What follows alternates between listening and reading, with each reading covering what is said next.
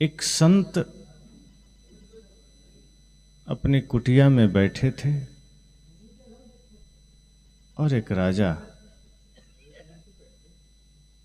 उनके पास पहुंचा और जाते ही उन्होंने निवेदन किया कि हे भगवान, मैं आपसे कुछ जानने आया हूं, कुछ सुनने आया हूं।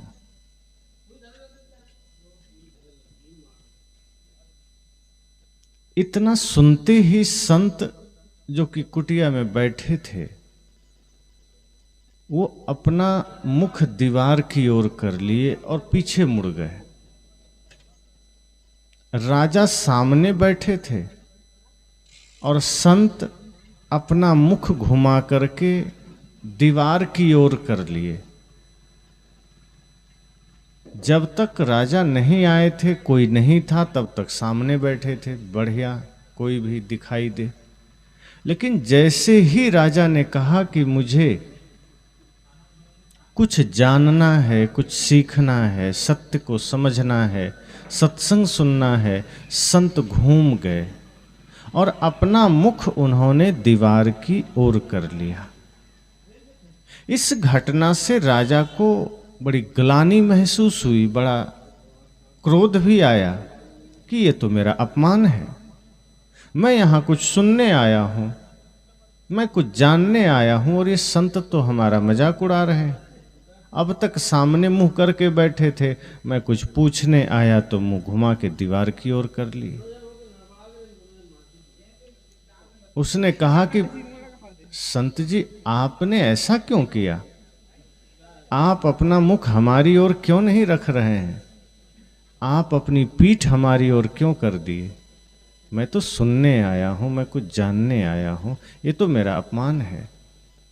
संत ने कहा कि आजकल ऐसा कोई नहीं जो दीवार जैसा ना हो। राजा ने कहा मतलब? कहा तुम भी तो किसी दीवार से कम थोड़े हो। दीवार को मैं कुछ भी सुनाऊंगा, इस पर कोई फर्क नहीं पड़ेगा। दीवार को गाली भी दूंगा, दीवार को कोई फर्क नहीं पड़ेगा। दीवार को प्रवचन भी सुनाऊंगा, कोई फर्क नहीं पड़ेगा। तुम भी तो ऐसे ही हो गए हो दीवार की तरह। कितनी भी बातें सुनाई जाए, कितना भी वचन कहे जाएं, कितना भी सत्संग सुनाए जाएं, तुम दीवार से कम थोड़े हो, कोई असर ही नहीं पड़ता।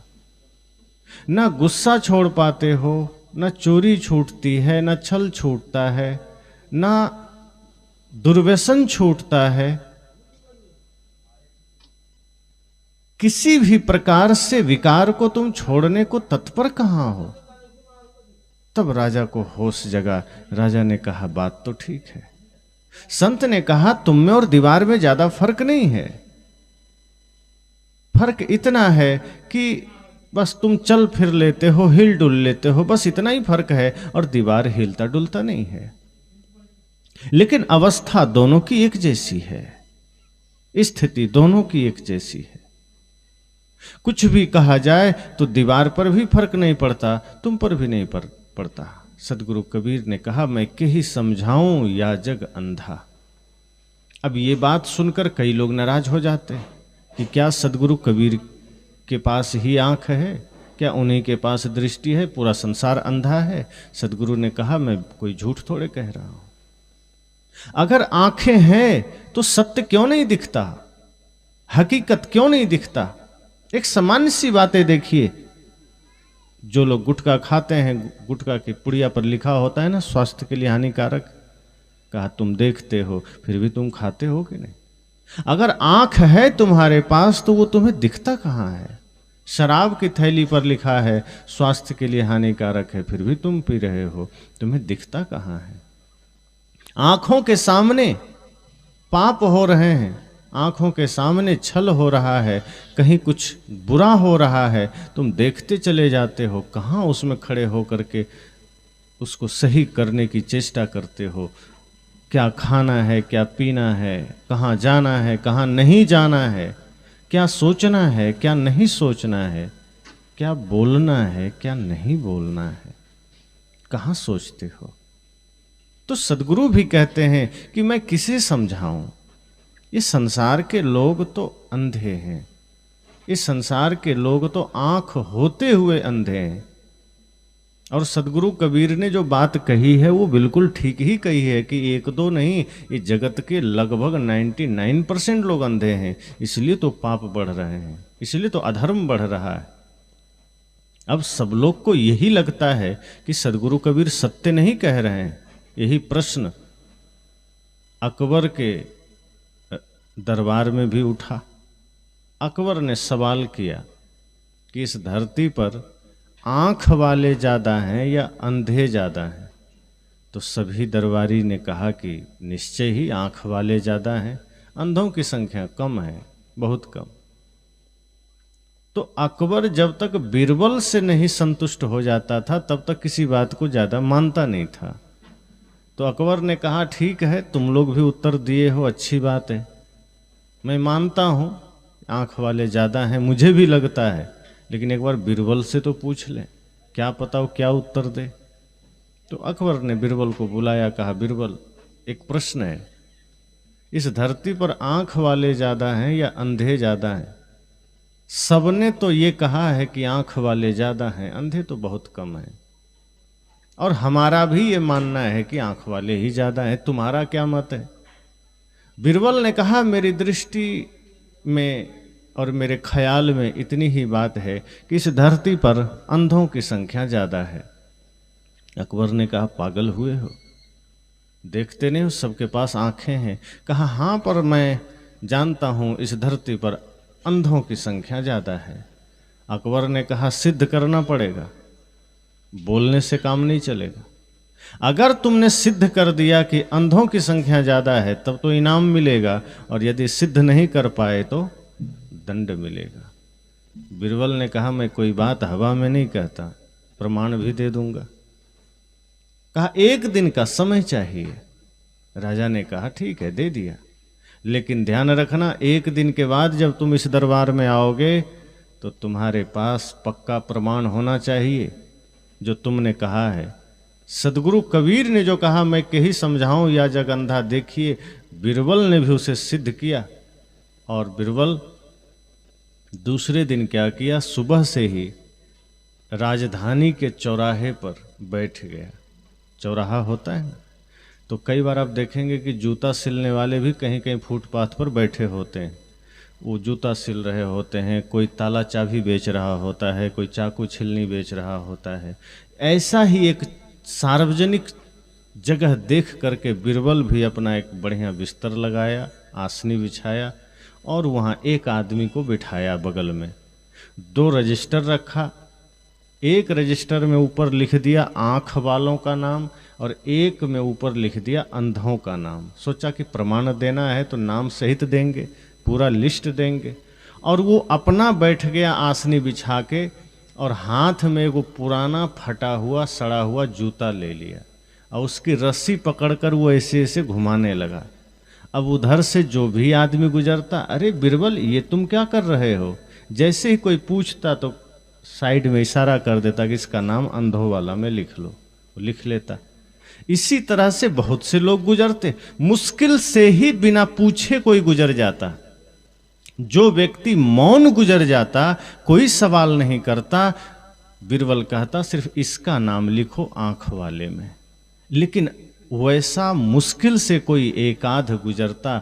अधिकांश लोग ऐसे थे जो गुजर रहे हैं, नजर पड़ी, अरे बीरबल तुम ये क्या कर रहे हो? ये सवाल होता, वो कहता इसका भी नाम लिख लो अंधों की लिस्ट में। इसी तरह करते करते शहर में चर्चा हो गई कि बीरबल पागल हो गया, वो चौराहे पर बैठकर फटा हुआ जूता हिला रहा है।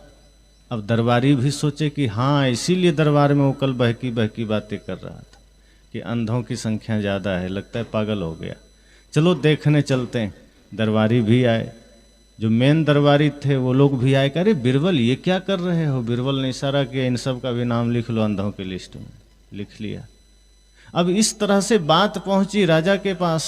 अकबर ने कहा कि सच में बीरबल पागल हो गया।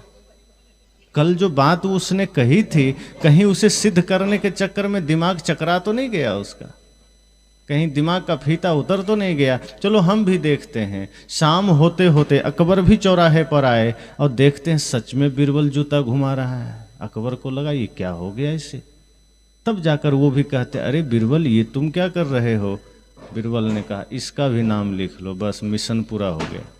लास्ट में अकबर का भी नाम अंधों की लिस्ट में लिखा, झोला बंद किया, रजिस्टर धरा, चुपचाप निकल गया। अकबर ने सोचा लगता है बीरबल सच में पागल हो गया।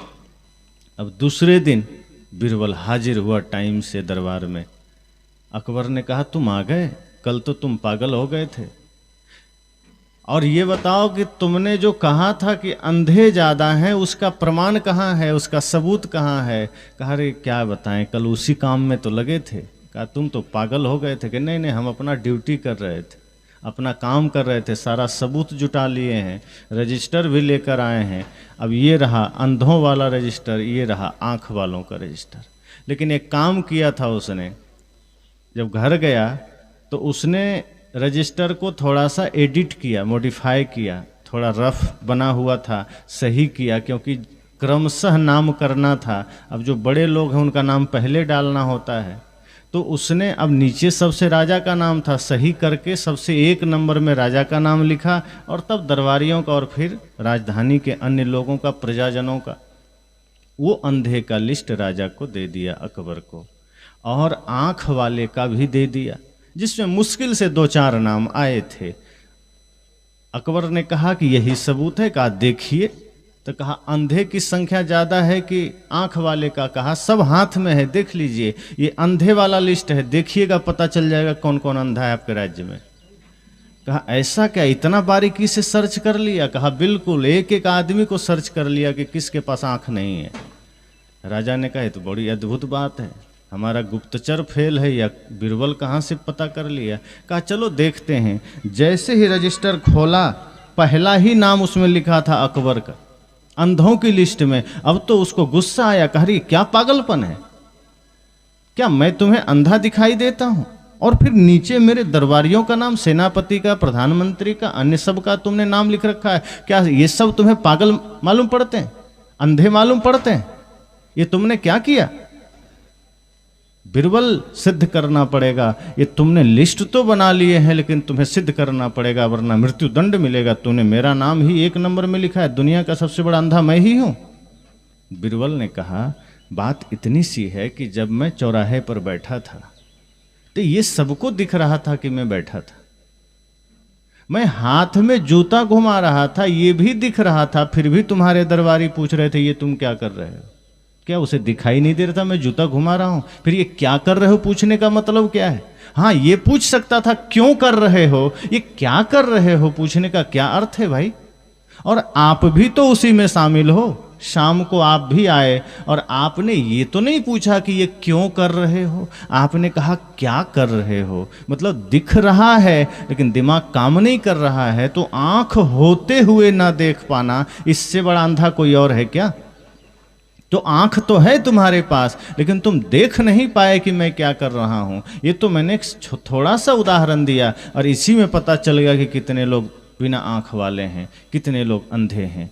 राजा का सिर झुक गया, कहा बात ठीक कहते हो, क्योंकि यही तो हमारे जीवन में होता है। हम बहुत सी चीज़ें देखते हैं पर हम उसके तह तक नहीं देख पाते हैं, हम उसको सत्य रूप में नहीं देख पाते हैं, हम उसको ज्यों का त्यों नहीं देख पाते हैं, सत्य सत्य नहीं देख पाते हैं, झूठ झूठ नहीं देख पाते हैं।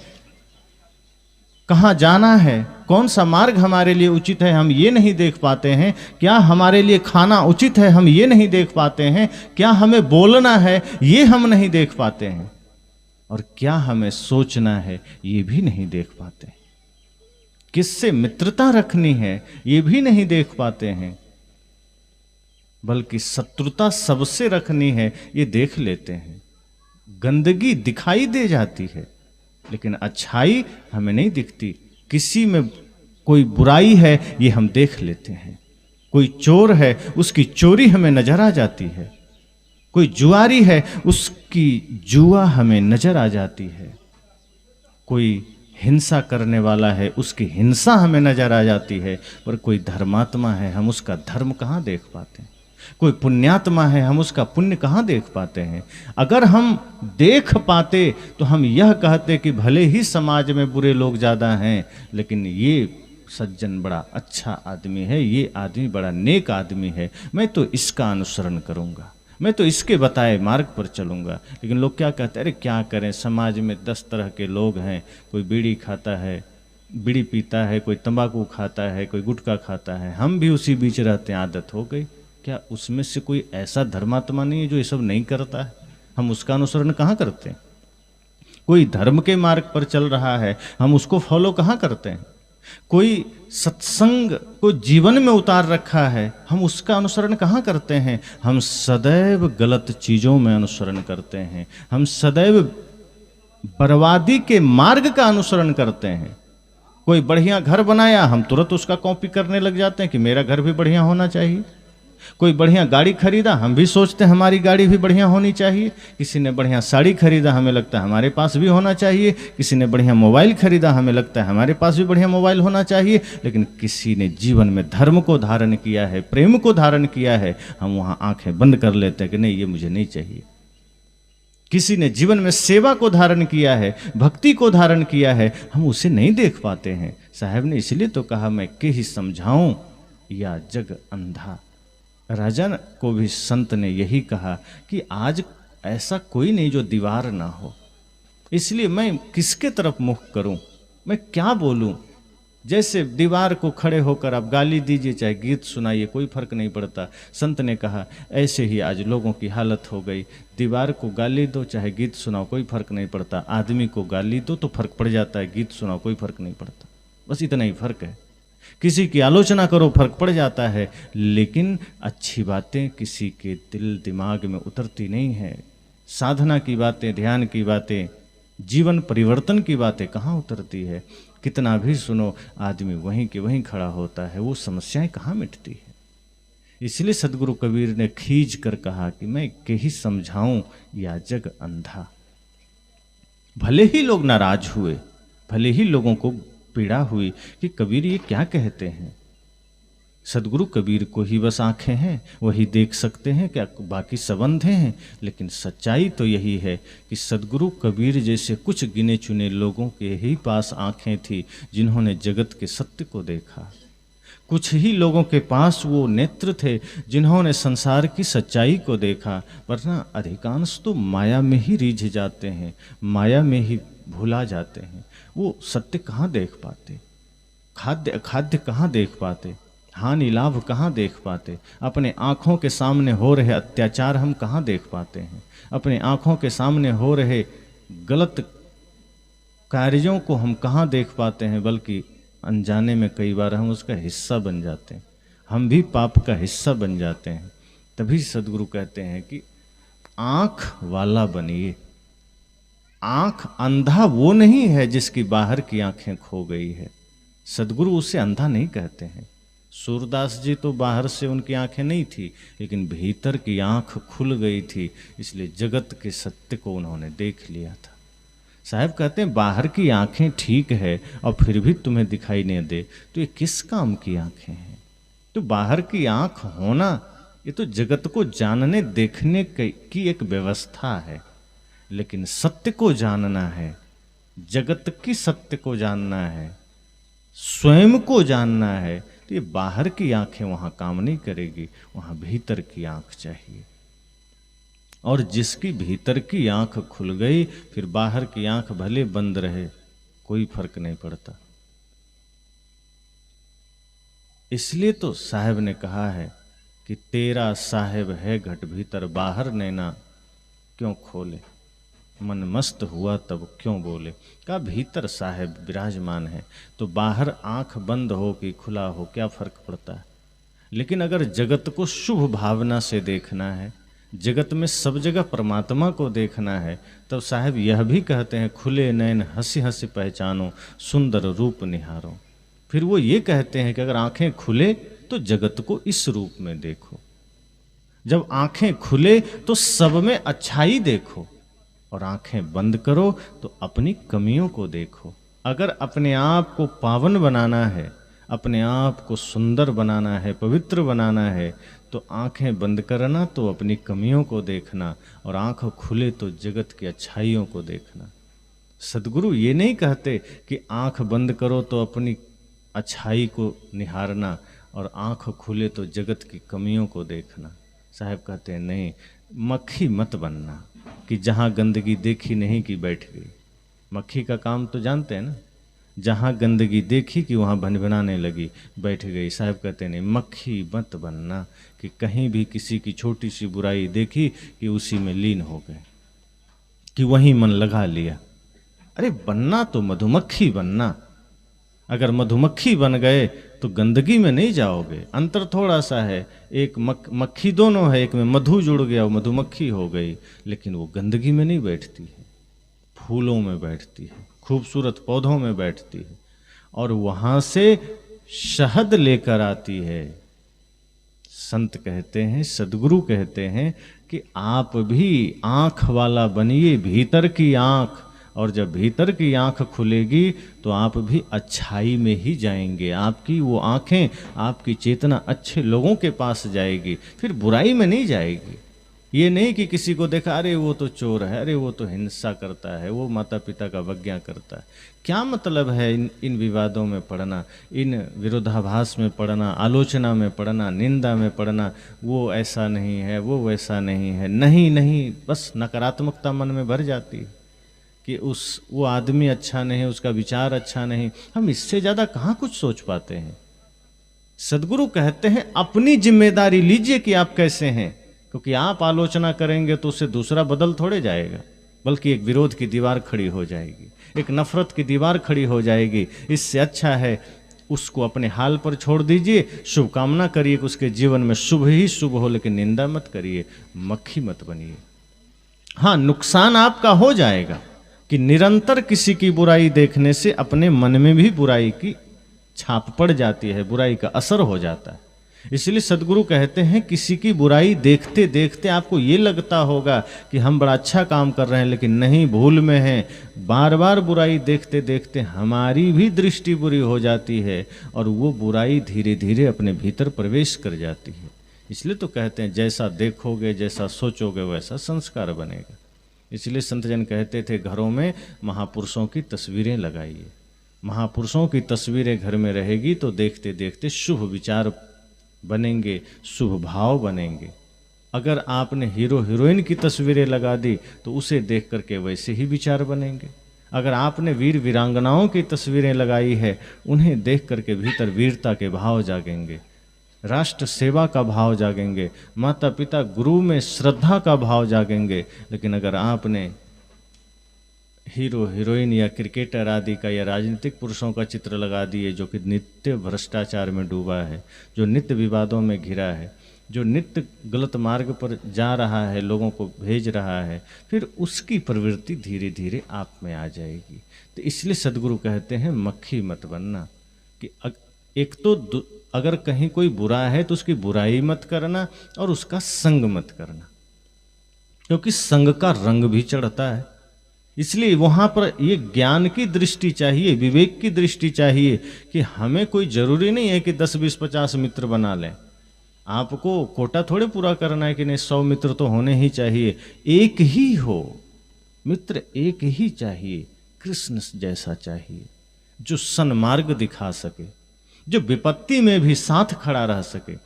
अर्जुन जैसे विचलित मन वाला आदमी का सहारा, अर्जुन का सहारा कृष्ण बनते हैं और विपत्ति में भी सारथी बनकर उनका साथ देते हैं। अब ये कोई बाहर का युद्ध नहीं हुआ होगा कि कोई मैदान में कृष्ण उनको रथ चला के ले गए होंगे। कृष्ण अर्थात सद्गुरु और अर्जुन अर्थात जिज्ञासु। एक जिज्ञासु है, कृष्ण जैसा सद्गुरु मिल जाए तो उसके मन का जो लगाम है वो गुरु अपने हाथ में लेते हैं और उसको हर स्थिति में एक सही दिशा देते हैं। वही काम श्री कृष्ण ने किया। तो मित्र थोड़े ही हों, संगी थोड़े ही हों, बल्कि ना हो, अगर अच्छे नहीं हैं तो ना हो, कोई बात नहीं, लेकिन ये नहीं कि हाँ किसी के साथ संग कर लिए उसका रंग चढ़ता है।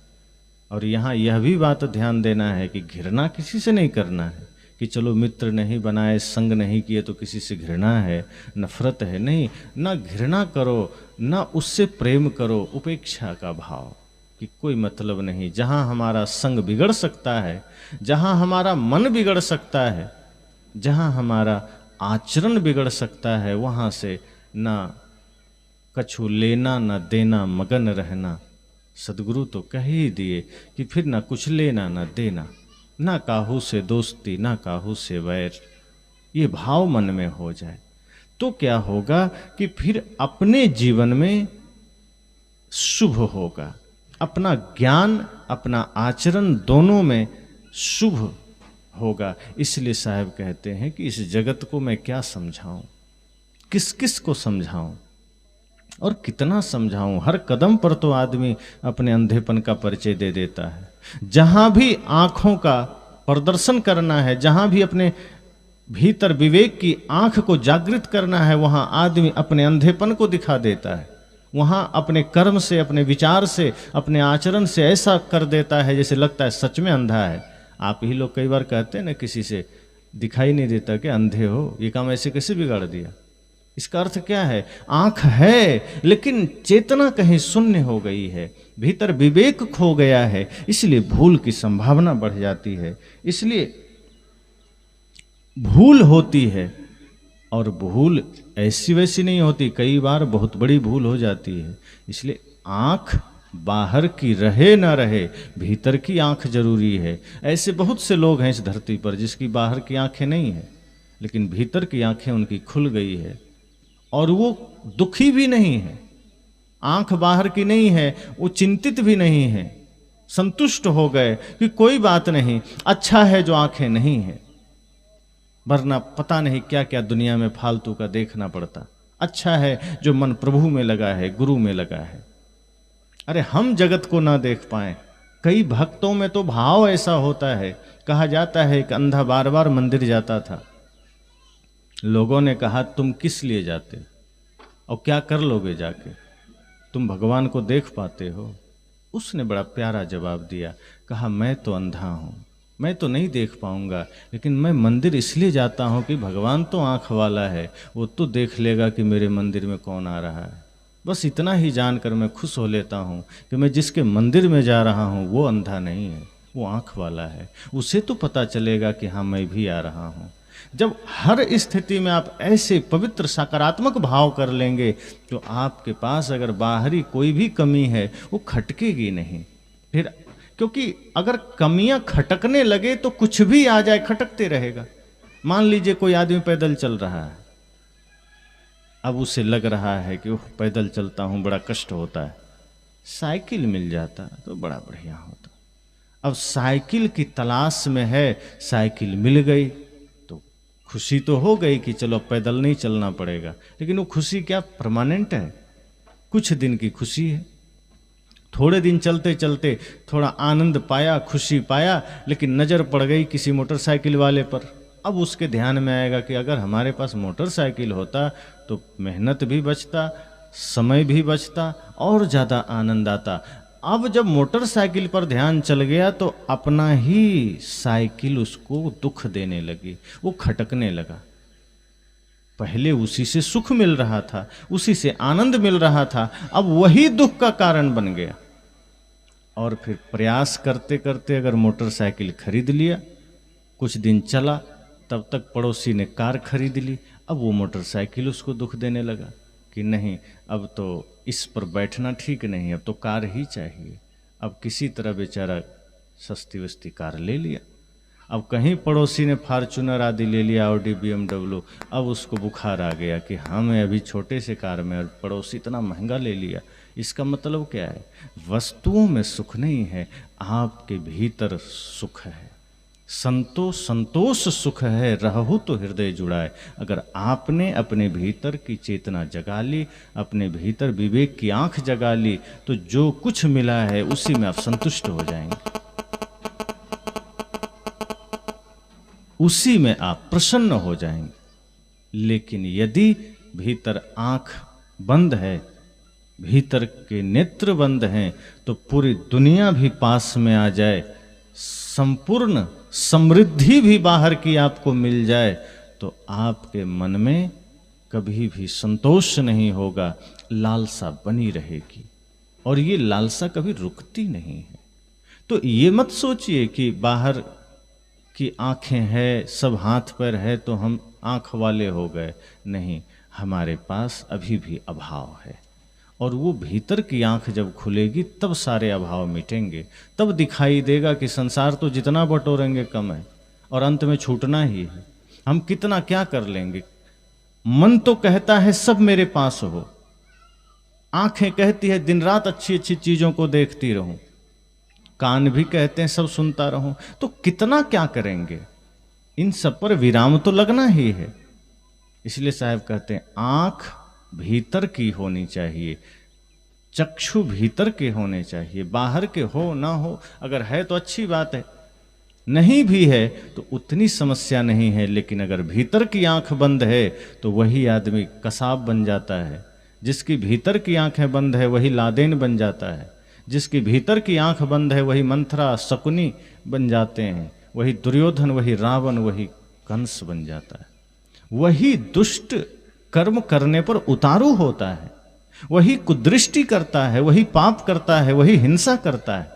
लेकिन जिसकी भीतर की आंख खुली वो धर्म के मार्ग का अनुसरण करता है। फिर वो ये कहता है कि जो मेरे पास है पर्याप्त है, जितना है उसमें संतुष्ट हूं। और जिस दिन यह भाव आ जाए समझना फिर उससे बड़ा सम्राट कोई नहीं, उससे बड़ा सुखी कोई नहीं।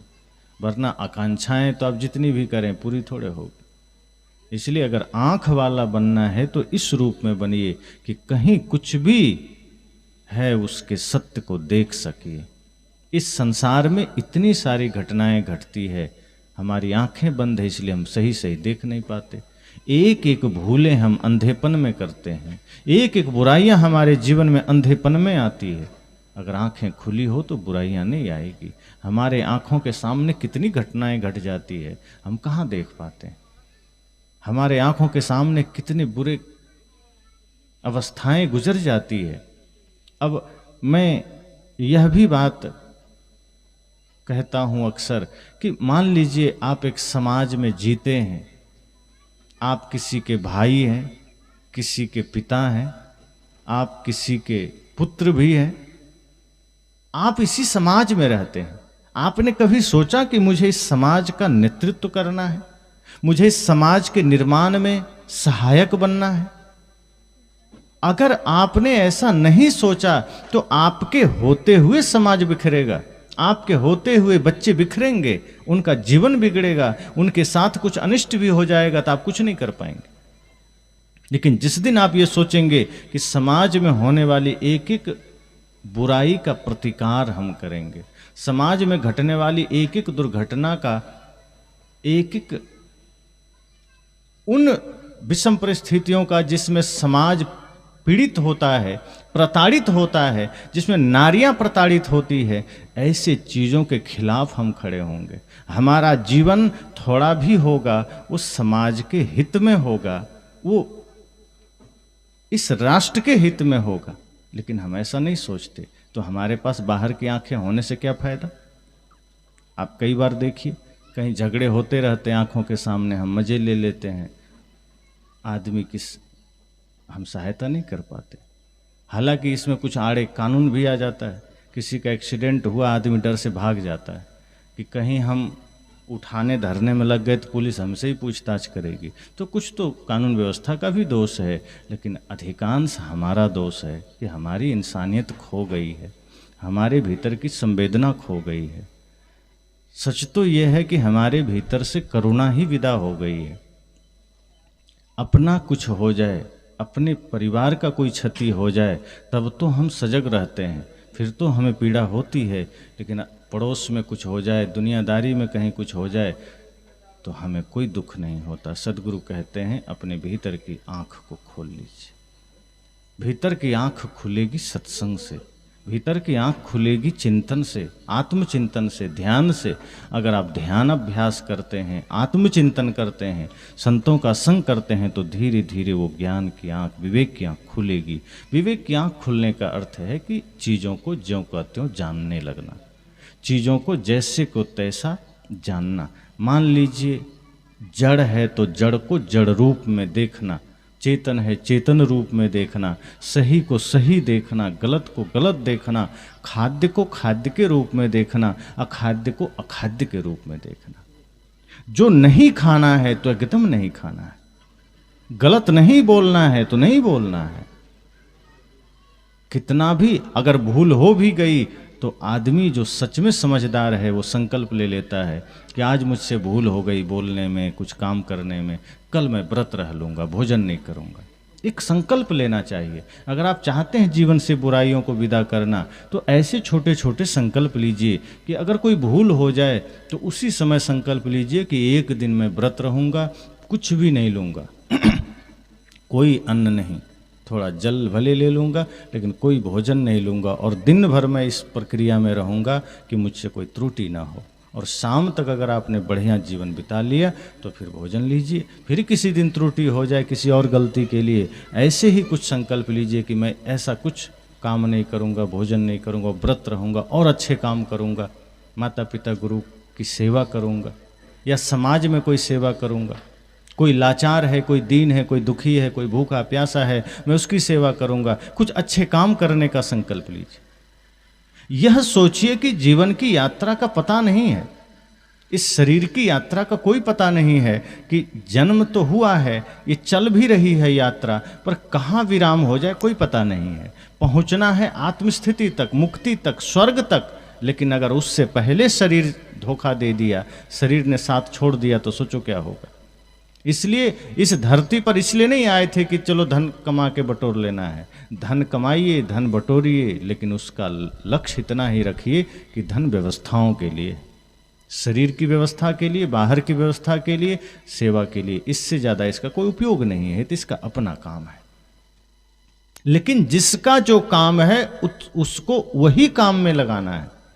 शरीर साधना के लिए, सेवा के लिए, धर्म के लिए है तो शरीर को सेवा साधना में लगाना है। धन का काम है शरीर की व्यवस्था करना, बाहर की व्यवस्था करना, उसको वहीं लगाना है। तो जब इस ख्याल से आप चलेंगे तो आपको लगेगा कि जीवन की यात्रा चल रही है, शरीर की यात्रा चल रही है। बचपना से जवानी आ गई, जवानी से बुढ़ापे की ओर है, लेकिन पता थोड़े है कि एकदम पूरे बुढ़ापा हम झेल कर ही जाएंगे। क्या पता पहले ही टिकट कट जाए, किसी को थोड़े पता। तो अब टिकट कट ही जाएगा तब क्या साधना करेंगे, तब पाप पुण्य कमाएंगे, तब परमार्थ करेंगे। एकदम मृत्यु सामने खड़ी होगी तब पुण्य के लिए हाथ बटाएंगे। संत कहते हैं नहीं, पहले से तैयारी करो, पहले से ही आप खड़े हो जाइए कि हमें पुण्य का काम करना है, परमार्थ करना है, धर्म का काम करना है। जैसे कोई अतिथि आपके द्वार पर आ जाए तो अतिथि आ जाए, आपको पता है कि कोई ना कोई आएंगे, तो उससे पहले ही आप बिस्तर धो के रखे रहते हैं, एक्स्ट्रा अतिरिक्त खाट है, चारपाई है, बेड है, आप सब तैयारी रखते हैं। गेहूं आदि पिसवा लेते हैं, आटे आप पहले से तैयार है। उस समय अगर कोई अतिथि आ जाए, बस बेड लगाया, चादर बिछा दिया, भोजन का जो कच्चा मटेरियल है आपके पास तैयार है, सब्जियां आपने बाजार से ला रखी है, तेल आदि आपने ला रखे हैं, आप आराम से बनाते हैं, अतिथि को भोजन कराते हैं। पर कोई आदमी ये सोचे कि नहीं पहले से कुछ नहीं करेंगे। जब अतिथि द्वार पर आ जाएंगे तब खटिया खरीदने जाएंगे बाजार और बेड चादर भी खरीदेंगे, और सब्जी बोने जाएंगे खेत में, तब गेहूं लगाएंगे खेत में, और गेहूं बोएंगे, फिर बड़ा होगा 4 महीने में, फिर काटेंगे, तब पीस के उसको खिलाएंगे, तब तक वो बैठा रहेगा। हम वही तो जीवन में कर रहे हैं। बाहर ऐसा नहीं करते हैं, बाहर हमारी तैयारी है, बाहर हमारी व्यवस्था है। कोई अतिथि आ जाए, हम भोजन बना के आधे घंटे में स्वागत सम्मान के साथ खिला देते हैं। पर मृत्यु कब आ जाए जब पता ही नहीं है, तो हमने अपना काम क्यों नहीं किया? हम अपने जीवन को प्रेम से क्यों नहीं सजाए? हम अपने जीवन को सत्य से क्यों नहीं सजाए? हम अपने जीवन को करुणा से क्यों नहीं सजाए? हमने शरीर को आभूषणों से तो सजा लिया, हमने शरीर को बाहर के रंग रोगन से तो सजा लिया, हमने शरीर को कपड़ों से सजा लिया, लेकिन मन को संस्कारों से नहीं सजाया, मन को अच्छे विचारों से नहीं सजाया। और मन की सुंदरता जब नहीं है तो शरीर, धन, परिवार कुछ भी सुंदर हो क्या फर्क पड़ता है। सुंदर तो आज आप देख लीजिए, हीरो हीरोइन लोग बहुत सुंदर होते हैं, पर किसी का मंदिर बनता है क्या कि बहुत सुंदर हैं तो मंदिर बना के ओम जय जगदीश हरे करें? नहीं होता। माता शबरी का बन सकता है मंदिर, बनता ही है, आपके यहाँ है शिवरी नारायण तीर्थ। मंदिर उनके बनते हैं जिनके कर्म सुंदर होते हैं, पूजा उनकी होती है जिनका आचरण सुंदर होता है। इसलिए हम बाहर कितना भी सौंदर्य बढ़ा लेंगे, बाहर हम कितना भी खूबसूरती बढ़ा लेंगे, वो खूबसूरती क्षणिक है, वही तो हमको दिखता नहीं है। क्या शाश्वत है, क्या क्षणभंगुर है, हम देख नहीं पाते। यही विवेक की आंख की जरूरत है, यही हमारे भीतर की चेतना को जगाने की जरूरत है। बाहर की आंखों से हम संसार के उन चीजों को देख पाते हैं जो तत्काल हमें मालूम पड़ता है कि इसमें लाभ है। जैसे बाहर कहीं राशन बंट रहा हो, इन आंखों को और मन को लगता है कि वाह लाभ है, तुरंत चल देते हैं कि नहीं आज ही ले लेते हैं। पर सत्संग में ये आंख लाभ नहीं देख पाती, मन लाभ नहीं देख पाता। वो भीतर की आंख जब खुलती है तब सत्संग में लाभ दिखता है। इसलिए 2 दिन 3 दिन का सत्संग हो तो आदमी सोचता है लास्ट दिन चलेंगे, क्योंकि वहाँ ये बाहर की आंख लाभ थोड़े दिखाती है। वो सोचते टाइम क्यों बर्बाद करना, तब तक खेती कर लेंगे, बाजार कर लेंगे, और कोई काम कर लेंगे, क्योंकि वहाँ लाभ दिखता है। तो मन आपको बाहर में तत्काल लाभ दिखाता है, और जब बाहर हम देखते हैं और बाहर जो कुछ भी हमें दिखाई देता है वो सब क्षणिक होता है। लेकिन उस क्षणिक को देखने के लिए जब भीतर की आंख खुलती है तब पता चलता है ये क्षणिक है, वरना वही अच्छा लगता है। आप जो कुछ भी बाहर करते हैं, सजाते हैं, बनाते हैं, शरीर को, घर को, जो कुछ भी आप करते हैं वही लगता है यही तो जीवन है, ये कर लेना है, खेत खरीद लेना है, घर बना लेना है, वो तो व्यवस्था का एक हिस्सा है। आप उसको जितना विस्तार करिए, जितना काम है, जितना जरूरत है विस्तार करिए, लेकिन यह ध्यान सदैव बना रहे कि शरीर की यात्रा तो एक दिन विराम होनी है, एक दिन शरीर का विराम होना है और उससे पहले काम कर लेना है। जैसे आप तय करते हैं कि 1 बजे सत्संग विराम होगा तो 1 से 1:15 तक भोजन रेडी हो जाए, भोजन कराना है। पर जीवन की यात्रा में हम भूल जाते हैं कि बुढ़ापा आएगी तब भजन करेंगे, और नहीं आई बुढ़ापा, पहले ही मृत्यु आ गई, तब भजन कब होगा, तब सत्संग कब होगा, तब ध्यान कब होगा। और फिर तो पाप की गठरिया लेकर जाएंगे और पाप की गठरिया अगर हमने बटोर लिया तब फिर रास्ते में जो जीवन की यात्रा होगी वहाँ कौन सुरक्षा करेगा। गुरु ने तो बड़ा जगाने का काम किया, संतों ने जगाने का काम किया, हम सोए रह गए, लगा कि बुढ़ापे में जाग जाएंगे, और अंत में मृत्यु आ गई कि नहीं अब तो पहले ही चल। तो मृत्यु के आगे चलेगा किसी का नहीं चलेगा, राजा हो, रंक हो। फिर मृत्यु कहती है अब चलो, तो आदमी कहता है अरे हम तो भूले रह गए संसार में, थोड़ा सा तो समय दे दो, थोड़ा धर्म कर लें, थोड़ा पुण्य कर लें। मृत्यु कहते हैं इतना सारा समय दिया, उसमें तो तुमने संसार को ही खड़ा किया, तुमने बाहर ही विस्तार किया, अब तुम्हें सच पता चल रहा है। कहा सच तो यही है कि तब हमें दिखाई नहीं दिया कि सत्य क्या है, तब हमें यही दिखाई दिया कि जो माया है वही सत्य है, जो संसार है वही सत्य है, और हम उसी के पीछे भागते रहे। पर अब जब तुम साथ आ गए हो, अब पास आ गए हो, अब मुझे जगत की सत्यता दिख रही है, अब मुझे सब कुछ छूटता हुआ दिख रहा है, अब हमें लग रहा है कि सब एक एक करके छोड़ रहे हैं, और अंत में ये शरीर भी छोड़ देगा साथ। तो क्या होगा? कुछ नहीं, तो सिर्फ बुरे कर्मों की गठरी पास में होगी, और फिर हमारा वो बुरा कर्म का संस्कार नरक में हमें धक्का दे देगा, और वहाँ हम जलते रहेंगे, सड़ते रहेंगे, ना जाने क्या क्या दुर्गति होगी। तो मनुष्य जीवन मिला है, सौभाग्य का जीवन है, इसे दुर्भाग्य का जीवन नहीं बनाना है। गोस्वामी जी ने तो कह दिया बड़े भाग्य मानुष तन पावा, लेकिन बड़े भाग्य से मिला है ये बात हम नहीं मानते हैं। बड़े भाग्य से मिलने का तात्पर्य तभी हो सकता है जब यह जीवन हम अच्छे कार्यों में लगाएं। अब हम हिंसा के मार्ग पर चल रहे हैं, हम व्यभिचार के मार्ग पर चल रहे हैं, हम क्रोध के मार्ग पर चल रहे हैं, तो क्या ये कह सकते हैं कि बड़े सौभाग्य से मनुष्य जीवन मिला है? मनुष्य जीवन को सौभाग्य में बदलना पड़ता है। मिला तो है सबको, लेकिन अगर कोई हिंसा के मार्ग पर जा रहा है, कोई नशा दुर्व्यसन के मार्ग पर जा रहा है, तो ये बात झूठ है कि बड़े भाग्य से मनुष्य तन मिला है। फिर तो दुर्भाग्य से मिला है।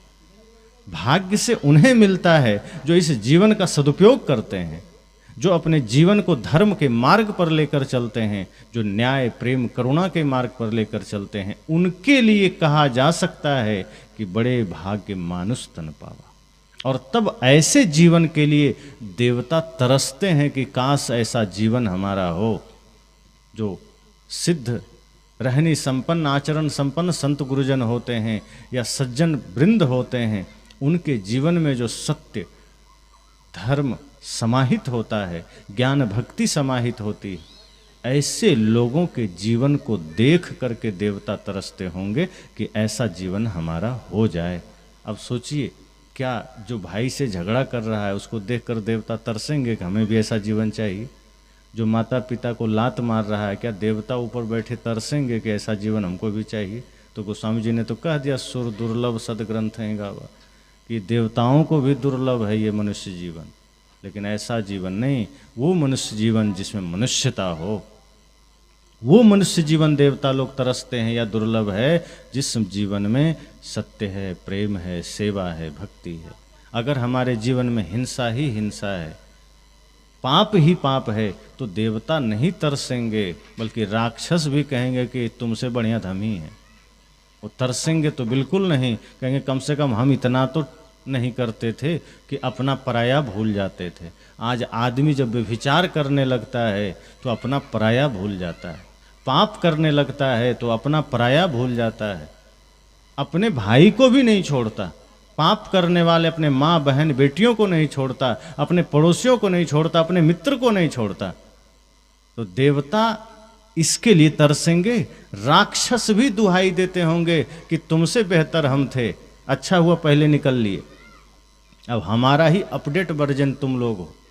राक्षस कहते होंगे कि हम तुमसे ठीक थे, लेकिन हमारा अपडेट हो करके तुम लोगों में और ज़्यादा पाप आ गया है, और ज़्यादा व्यभिचार आ गया है, और ज़्यादा हिंसा आ गई है, इसलिए तुम राक्षसों का राक्षस हो। और इसलिए तुलसीदास आज होते तो ये कहते इस हालत को देखकर कि बड़े दुर्भाग्य से ये मनुष्य तन तुमने पाया है। और ये देवता लोग तरसते नहीं हैं, ये राक्षस लोग दुखी होते होंगे कि हमसे भी भयंकर राक्षसी लोग बन गए, हमारा नाम छोटा हो गया। जैसे कोई चोर या कोई डाकू होता है ना, तो सोचता है इस इलाका में हमसे बड़ा डाकू कोई ना हो, लेकिन उससे बड़ा कोई हो जाए तो उसको अफसोस होता है, काश हम ही सबसे बड़ा होते। तो राक्षस लोग को लगता होगा कि हम तो इतना नामी ग्रामी राक्षस थे, ये लोग तो हमसे बढ़ गया कलयुग में। इसलिए संत कहते हैं कि संभलिए, जीवन थोड़ा है। अगर हिंसा के मार्ग पर चलते रहे, पाप के मार्ग पर चलते रहे, तो सौभाग्य नहीं है, ये दुर्भाग्य है। इसलिए सचेत होइए कि सच में मनुष्य जीवन सौभाग्यशाली है क्या? एक एक व्यक्ति अपने भीतर झांकिए और सोचे कि क्या मेरा जीवन सौभाग्यशाली है? मैं किसका हित किया हूँ? आंखें बंद करिए, सोचिए कि मैंने कभी माँ का पिता का दिल तो नहीं दुखाया, अच्छे कार्यों को मना करके। कई बार ऐसा भी होता है, कुछ माता पिता कुछ अपने स्वार्थ के लिए कुछ प्रेरणा दे देते हैं। वहाँ अगर बच्चे धर्म अध्यात्म को हृदय में धारण करते हुए अगर वो इनकार भी कर जाए तो उतना पाप नहीं है। लेकिन अगर माता पिता बढ़िया हैं, संस्कारी हैं, और सच में वो माता पिता अपने धर्म निभा रहे हैं और उनकी अवज्ञा करके दिल दुखाया, तो जरा सोचिए कि कहीं हमने भाई का हक तो नहीं छीना है। क्या मैं सौभाग्यशाली हूँ?